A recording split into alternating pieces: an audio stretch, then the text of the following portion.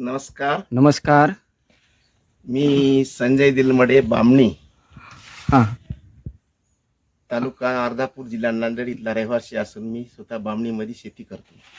हां माझं शिक्षण हे MA पर्यंत झालेलं आहे हां आणि मी विशेषतः करून शेती करतो. हां शेती करतो आणि शेती करत असताना माझ्याकडे केळीचं बाग दरवर्षीप्रमाणे राहते. हां 8-9 हजार, 7,000, 5,000 केळी हां 3 टप्प्यामध्ये लावित असतो. हां आणि विशेष करून माझा या रासायनिक खताचा उपयोग जरासा थोडाफार कमी करतो आणि मी या ऑर्गॅनिक शेतीकडे जास्त वळलेलो आहे. हां जास्तीत जास्त आता एप्रिल मे महिना हा उष्णतेचा हां जास्त उष्णता असल्यामुळं हां केळीला हे रासायनिक खत थोडंफार घातक होऊ शकतात. हे बरोबर आहे. माझं मत आहे. तुमचं म्हणणं बरोबर आहे. म्हणून मी हां काही असं संशोधनातून माझ्या अनुभवातून समजा आमच्या प्रयोगाद्वारे समजा हां असं सगळं समजलं की मला याला ऑर्गॅनिक पाहिजे काही असं. हां म्हणून मी 10 वर्षापासून बायोफिटच्या याच्यामध्ये कार्यरत होतो. हां. त्याचा पण माझं त्याच्या मी एक सदस्य पण आहे हां आणि मी बऱ्याच प्रकारे माझ्या शेतासाठी म्हणून मी त्याचा उपयोग करतो. हां आणि त्याच्यामध्ये काही प्रॉडक्ट आहेत, NPK आहे, हो स्टीमरीच आहे, सिस्टीम हो तुमचं बायो 99 रॅपअप आहे. रॅपअप आहे.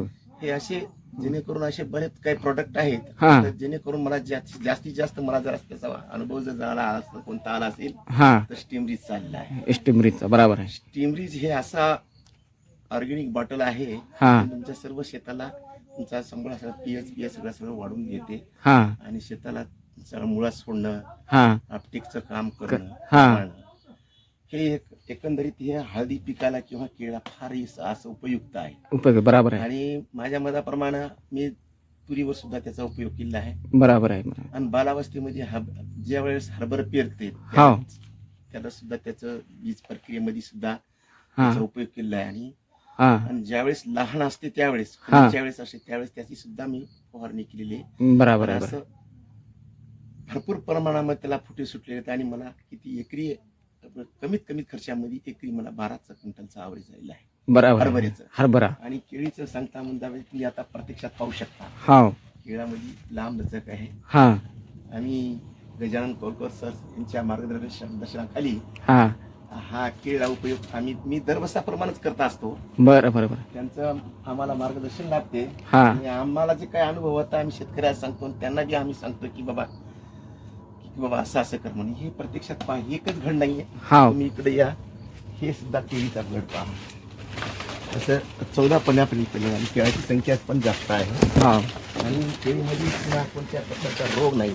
हां हा हो आणि पेंदा वगैरे हे करून हो आपण जे बेसल डोस टाकलेले आहेत हो त्या बेसल डोसेसचं अपटेक करणं हो आणि हे शेतीला स्टीमरीज हे बायोचं स्टीमरीज इतकं चांगले चांगल्या प्रकारचं उत्तम प्रतीचं खत आहे. खत आहे. बरोबर आहे. बॉटल आहे, ऑर्गॅनिक आहे, पुन्हा तुमच्या हां. शेताला हानिकारक नाही, नाही काही नाही. बरोबर आहे. तुमच्या जमिनीमध्ये भुसभुशीतपणा आणणं हो हे सर्व काही कार्य त्या स्टीमरीजद्वारे करतात. बरोबर आता ह्याच्यानंतर हां सर्व निसरून झाल्याच्या नंतर आम्ही पिके हां आणि स्टीमरीज एस्टिमरी फॉस्फरस आणि कॅल्शियम आपलं पोटॅश याच्यासोबत स्टीमरीजची आम्ही एक ड्रिचिंग करतो. बरोबर त्याने की केळामध्ये केळाची गुणवत्ता वाढते, लांबी वाढते, हां हां हां वजन पण येते. बरोबर लिंबाची केळ होती.